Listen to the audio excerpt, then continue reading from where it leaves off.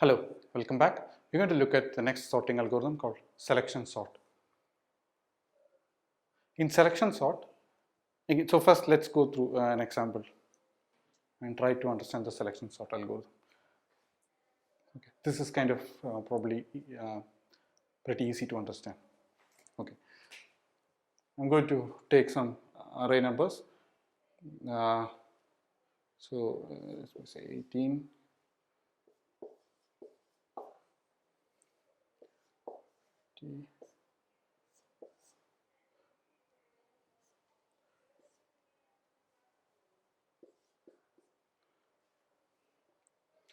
I know 19. Okay, this is my array. Okay.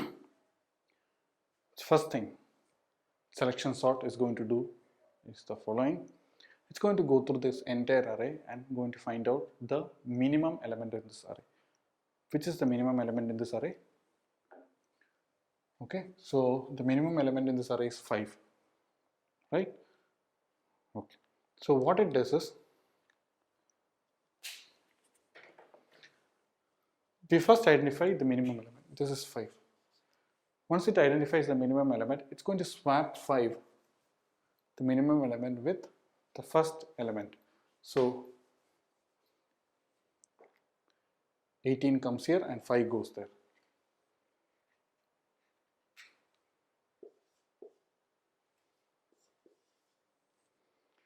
Right? Okay, so now this much of the array, you should think that this much of the array is exactly what should be in the final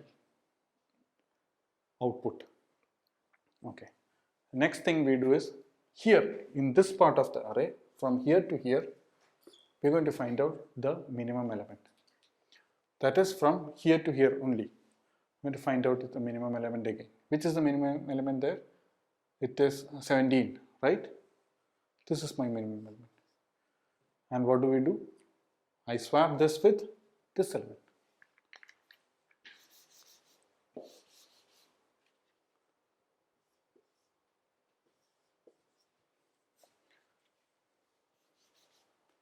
Okay. Now, so this much of the array is now, this much part of the array is exactly like what should be there in the output, right? This much is a sorted array. Okay. Next thing we do is we're going to look at the minimum element here. Which is the minimum element? 18. Swap 18 and 50.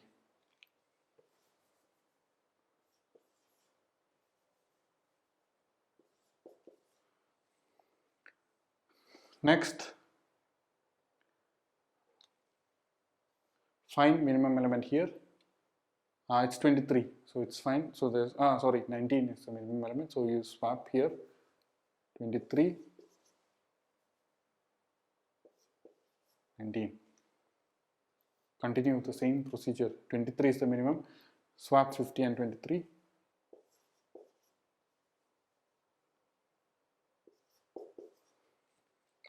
Okay, so now minimum here 50 and 27 you swap.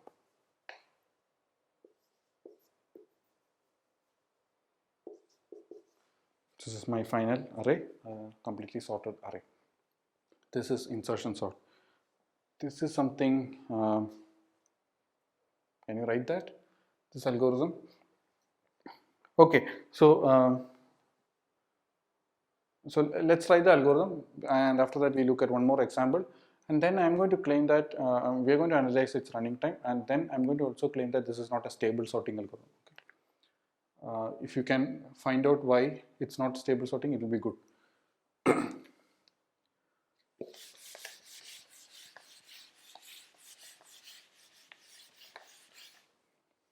Right.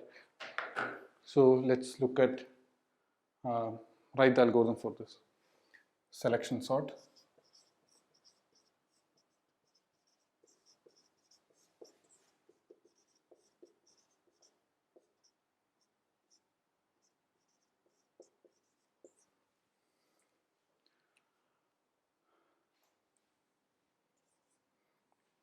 Okay, first thing is you go through the, so there is an outer loop, which I'm going to write as for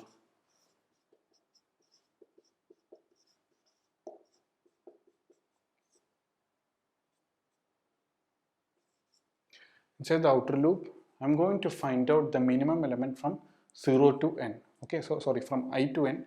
Find the minimum element from I to n. Okay, so we have already seen in the previous lecture, we have seen an algorithm to find the maximum element. It's the same, right? It's going to take the same logic. You can write an algorithm to take the minimum element. So how will we write that? We're going to do,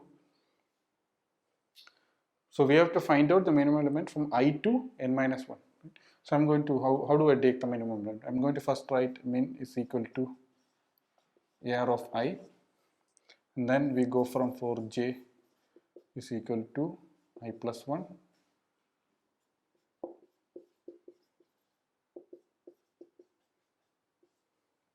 Okay, this is the same logic we saw, and there's another an if condition here which says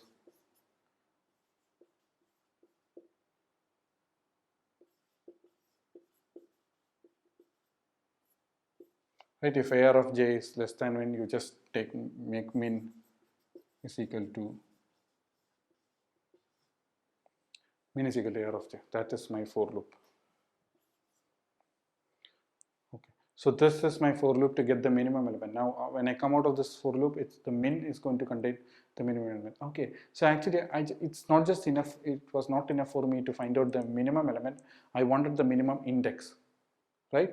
So I just have to modify it a little bit because I need the minimum index for my swap. So how do I keep the minimum index and not the element?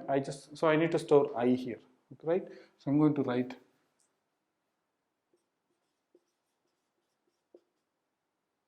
so okay, we'll call it min itself, and I'm going to store I. Okay, and now it's the index is in min, so it's not min I have to do, I have to check for AR of min.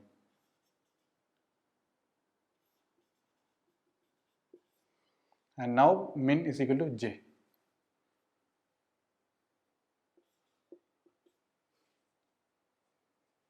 right? Okay, let me put a bracket here.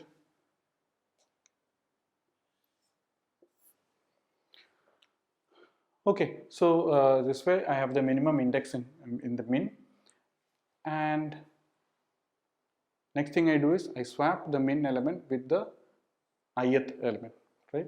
Okay, swap.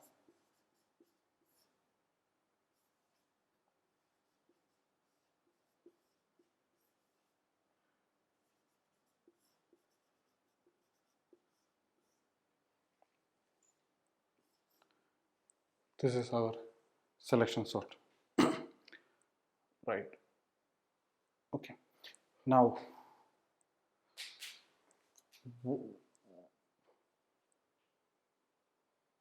why should this work? Okay, let's look at, okay, so let's first of all, what is the running time of this,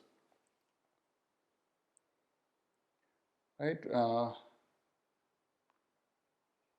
What is the running time of this? Its running time is uh, how much.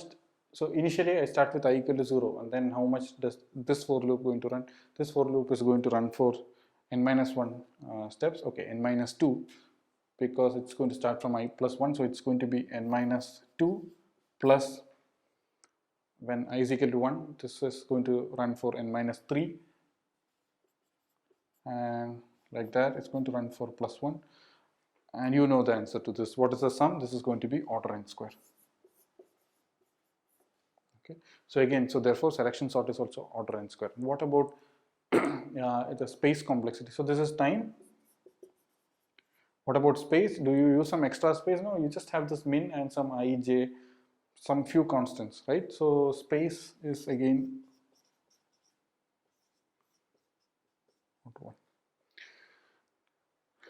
okay. This is selection sort for us. Right, now let's look at an example, and in this example we are going to see why this is not a stable sort.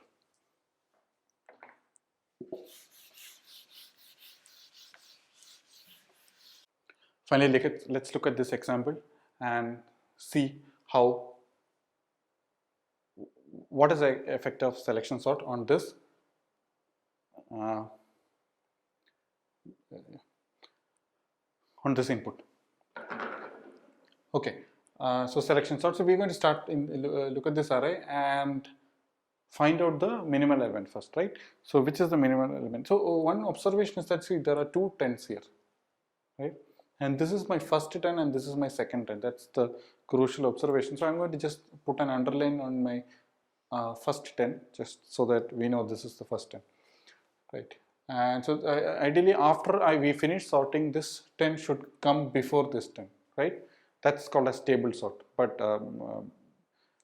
what we'll be arguing here is that we go through the selection sort and we'll also see that it's not a stable sort by this example, right? How does selection sort work? We are going to look at, so my I is equal to 0 first, right? I is equal to 0, and we go through this entire list and find out which is the minimal element. And which is the minimal element here? The minimal element is going to be 5. Okay, once we have found out the minimal element, we are going to swap with AR of 0 and AR of min. AR of min is going to be this index, and we're going to swap these two numbers. So when we swap these two numbers, what do we get? We're going to get 5 here and 10 comes here, right? So but the 10 with the underline, which means that's the first 10. Already you can see that, observe that these two 10s, they have switched their position. Okay, now next thing is find out the smallest element here in this list. And what is the smallest element in this list? This 10. So here comes the question. So how do we, which is given two 10s, which is my smallest 10? This again question we'll have to consider. So we are going to use the fact that this is my smallest 10, right? So our algorithm will always detect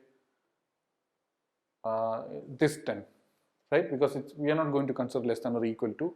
Once it is less than, it's going to find this, and then it's not changed. Okay, sorry, 7 is the smallest here in this list.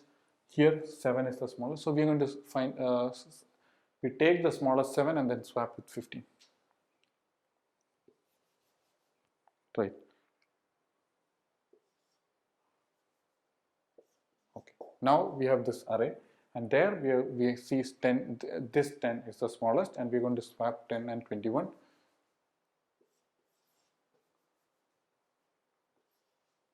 Now we have this array, okay, we have this much array. My eye is pointing here,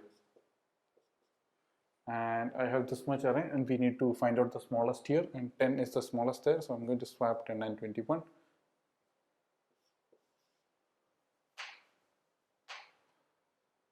This is the 10 with the underline, so we'll have that underline here. Okay. And finally, now we look at here, and the smallest is 15, so we don't have to swap, it just remains here, and then 21. So this is in sorted order, and this is selection sort, right? And what do we observe by this algorithm? The observation is that it's not a stable sort. It sorts correctly, but it does not, it's not a stable sort. That's the main point I was trying to make. Okay, good. So let me just note down.